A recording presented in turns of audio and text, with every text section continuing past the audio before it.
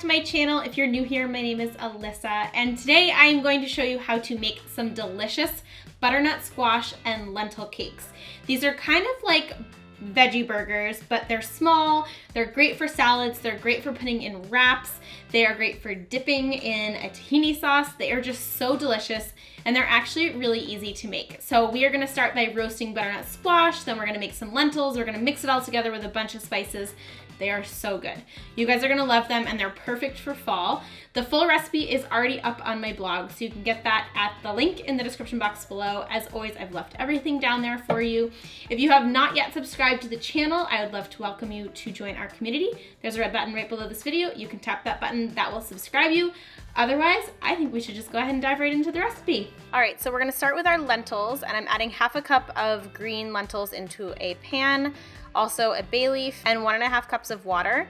And then we're just going to simmer this for about 30 minutes until the lentils have absorbed all the liquid. And here's what they will look like cooked. Just remove the bay leaf and set those aside. While the lentils are cooking, we're actually also gonna roast some butternut squash. So we've got 3 cups of chopped butternut squash. Add it onto a baking sheet, then drizzle on 1 tablespoon of oil. And I like to season mine with some garlic powder, some smoked paprika, and a little bit of salt. And I'll just use my hands to just evenly combine all of those ingredients. You could also use a spoon, or you could toss it in a bowl, but I find that it saves time to just do it this way. Then you can pop this in your 400-degree oven for about 30 minutes also, and just let that roast up until it's nice and golden brown and soft. And this is what it will look like when it's all done. So once you've let those two cool a little bit, just transfer them both into a food processor, and you'll see mine are still pretty warm, and that's honestly totally fine. Just add them into your food processor along with half a cup of quinoa flakes, some chili powder, a little bit more smoked paprika, some more garlic, and a pinch more salt. And then we're just going to pulse this until a thick dough forms. You might need to scrape down the sides a little bit to get it all going. But basically, it should take maybe 10 to 12 pulses to get a dough that looks kind of like this.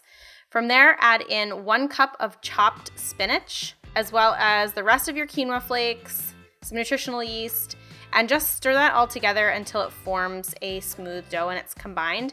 You might find that it's easier to do this in a bowl. I have a small spatula, which actually enables me to just stir it in my food processor. But if you don't have that, you could transfer it into a bowl and stir everything together. From there, once it's all combined, you can just form it into little patties. Add those patties onto a greased baking sheet, and we're going to pop that in a 375-degree oven for 30 minutes, and we are going to flip them halfway through. From there, you're pretty much done. You can serve these however you like. I'm gonna show you one of my favorite tahini dressings, and I actually just like serving it with this. So it's tahini, miso, a little bit of apple cider vinegar, some lemon juice, salt, pepper, and some water to thin it out, and it's just a really nice, simple tahini dressing, and it tastes so good. Like I said, I love serving these on top of a salad, but I also just want you to see the inside. So they're nice and crispy on the outside and pretty soft on the inside, which is perfect. They are also totally dunkable, which I love. Makes them a really quick and easy snack. You can dump them in hummus, or again, this tahini dressing. Or you can do what I like to do, which is just throw them on some greens and drizzle them with a little bit of that dressing and dig in.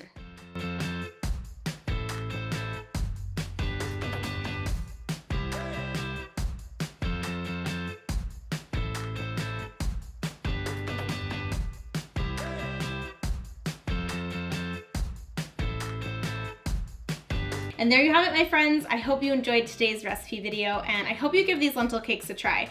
They, like you can see, are very easy to make. They also are really flavorful. They're a great way to get like a little bit of protein on a salad, or just toss them in your lunch bag. They're really portable, really great, and like, did I mention they taste good? So they definitely taste good too. I have linked the full blog post down in the description box for you, so that includes the recipe, instructions. Otherwise, thank you so much for watching. Don't forget to hit that subscribe button. If you enjoyed today's video, give it a big thumbs up. Make sure to leave any and all of your fall and winter recipe requests in the comment section. I want to hear from you. So don't forget to write that down below as well. And then I hope you just have a really great rest of your day. Have a fabulous rest of your week, and I'll see you guys in the next video. Bye!